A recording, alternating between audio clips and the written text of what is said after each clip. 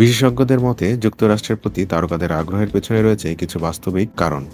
নাগরিকত্ব পাওয়ার সহজ সুযোগ, সন্তান জন্মালে স্বয়ংক্রিয়ভাবে নাগরিকত্ব, উন্নত শিক্ষা ও জীবনযাত্রার মান, নিরাপদ ও স্থিতিশীল পরিবেশ, সবুজ সংস্কৃতির আন্তর্জাতিক পরিসর। শাবানার সিদ্ধান্ত, সন্তানের ভবিষ্যতের জন্য প্রবাস।